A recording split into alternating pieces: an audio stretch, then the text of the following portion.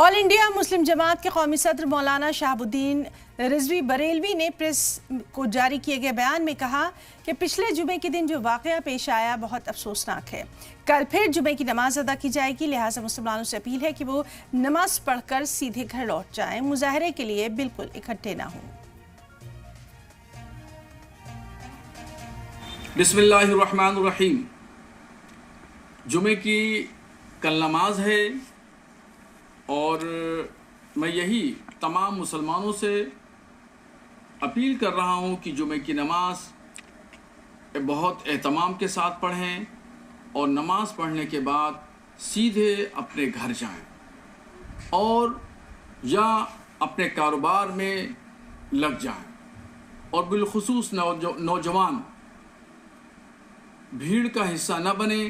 اگر کوئی ویکتی اعلان کرتا ہے یا کوئی سنگٹھن بلاوا بھیجتا ہے تو قطعاً بھیڑ کا حصہ نہ بنیں۔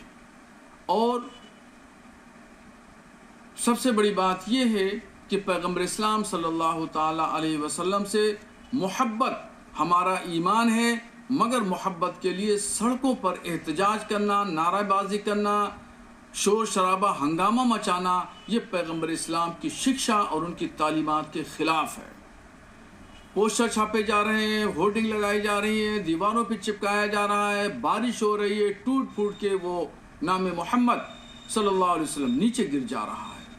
یہ سراسر بے ادبی ہے اور پیغمبر اسلام کی نام مبارک کی بے حرمتی ہے۔ اس سے مسلمان بچیں۔ اور میں مسجد کے امام حضرات سے بھی گزارش کروں گا کہ وہ مسجدوں میں امن و شانتی بنائے رکھنے کی اپیل کریں، نوجوانوں کو سمجھائیں کہ وہ کہیں بھی کسی اعتبار سے، چاہے مذہبی ہو، سماجی ہو یا سیاسی ہو، بھیڑ کا حصہ نہ بنیں، روڈ پر اتر کے شور شرابہ ہنگامہ نعرے بازی نہ کریں۔